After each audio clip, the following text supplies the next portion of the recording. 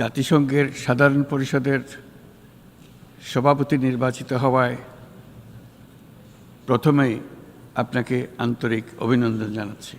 কৃত্রিম বুদ্ধিমত্তার বিকাশ ও এর বহুমাত্রিক প্রয়োগে বাংলাদেশের গভীর আগ্রহের কথা জাতিসংঘে তুলে ধরেছেন অন্তর্বর্তী সরকারের প্রধান উপদেষ্টা ডক্টর মোহাম্মদ ইউনূস।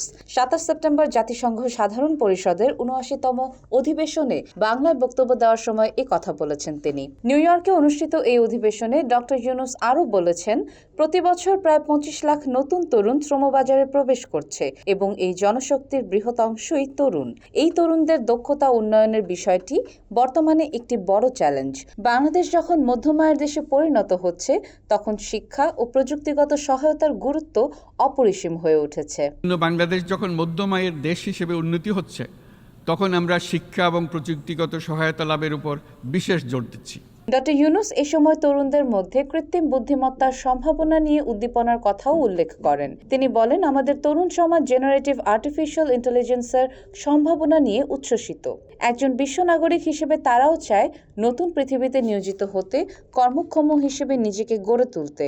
বাংলাদেশের মতো বৃহৎ তরুণ জনগোষ্ঠীর দেশ যাতে কৃত্রিম বুদ্ধিমত্তার প্রয়োগজনিত অর্জিত সুফল থেকে পিছিয়ে না পড়ে, বিশ্ব সম্প্রদায়কে তা নিশ্চিত করতে হবে। কৃত্রিম বুদ্ধিমত্তার বিষয়ে আসি। কৃত্রিম বুদ্ধিমত্তার অভাবনীয় বিকাশ এবং এর বহুমাত্রিক প্রয়োগে বাংলাদেশ বিশেষভাবে আগ্রহী। আমাদের তরুণ সমাজ জেনারেটিভ আর্টিফিশিয়াল ইন্টেলিজেন্সের সম্ভাবনা নিয়ে উচ্ছ্বসিত। একজন বিশ্ব নাগরিক হিসেবে তারাও চায় নতুন পৃথিবীতে নিয়োজিত হতে, কর্মক্ষম হিসেবে নিজেকে গড়ে তুলতে। বাংলাদেশের মতো বৃহৎ তরুণ জনগোষ্ঠীর দেশ যাতে কৃত্রিম বুদ্ধিমত্তার প্রয়োগজনিত অর্জিত সুফল থেকে পিছিয়ে না পড়ে, বিশ্ব সম্প্রদায়কে তা নিশ্চিত করতে হবে। একই সঙ্গে নিশ্চিত করতে হবে যেন কৃত্রিম বুদ্ধিমত্তার কারণে কর্মক্ষেত্রে মানুষের চাহিদা ক্রমাগতভাবে সংকুচিত হয়ে না যায়।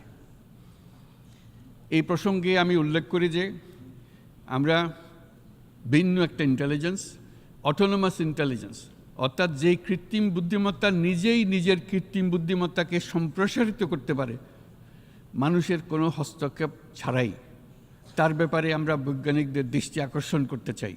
তবে তিনি এও সতর্ক করেন যে এই প্রযুক্তির সুফল গ্রহণের জন্য একটি পরিকল্পিত দৃষ্টিভঙ্গি প্রয়োজন, যাতে কর্মসংস্থান হুমকিতে না পড়ে।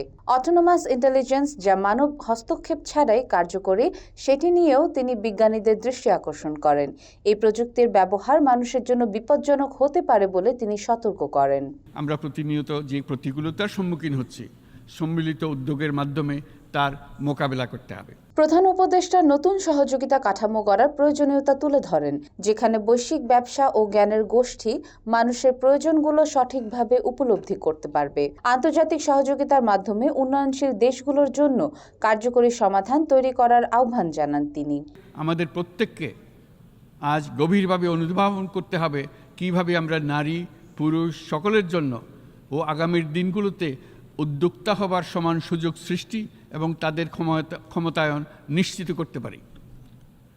সকল বৈশ্বিক সমস্যার সমাধানের জন্য আমাদের সবার হাতে যথেষ্ট সক্ষমতা, সম্পদ এবং উপায় রয়েছে।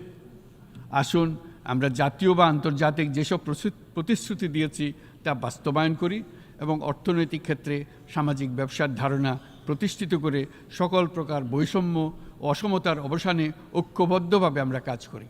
সকল প্রকার বৈষম্য ও অসমতার অবসানে ঐক্যবদ্ধভাবে আমরা কাজ করি।